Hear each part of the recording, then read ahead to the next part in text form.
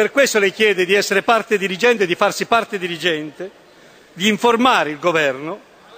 di un fatto importante che riguarda la democrazia di questo Paese, vale a dire le elezioni, in questo caso le elezioni regionali.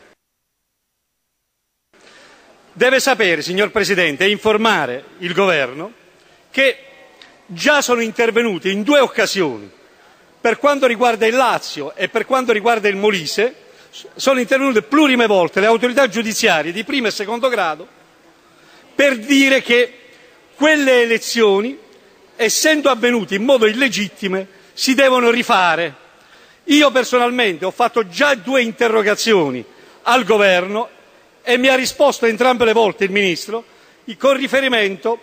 a quel che è accaduto al Consiglio regionale del Molise.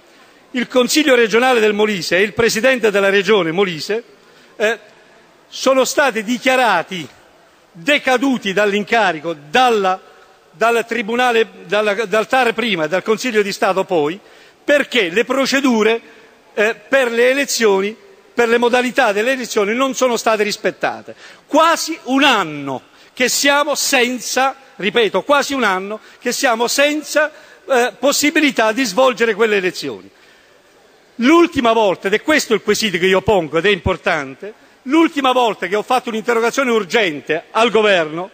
il mese scorso, il governo ha risposto: certo che è arrivata la decisione del giudice che devo fare, che bisogna fare le elezioni in Molise, però siccome è sub iudice anche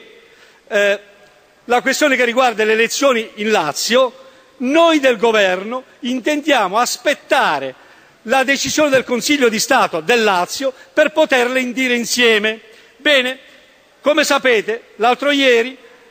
il Consiglio di Stato del Lazio ha detto al Presidente della Regione, anzi ha intimato al Presidente della Regione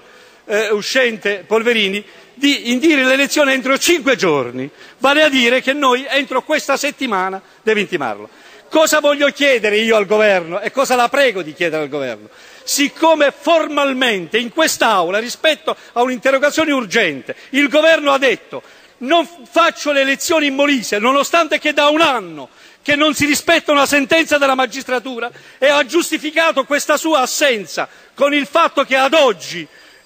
che fino ad oggi non c'era la decisione che riguardava il Lazio, io chiedo a lei di chiedere al governo con urgenza: vuole nelle prossime ore far rispettare sia la sentenza dei giudici che hanno deciso sul Lazio, sia quella del Molise, facendo in modo che si indichino le elezioni e che si ritorni alla democrazia che prevede che chi governa le regioni, come chi governa il Paese, deve essere eletto dal popolo? Grazie onorevole Di Pietro. La Presidenza provvederà a portare la sua sollecitazione a conoscenza del Governo. Esistono peraltro atti di sindacato ispettivo a cui il parlamentare può ricorrere, lo ha fatto in passato, può farlo anche in questa occasione. Ha chiesto la parola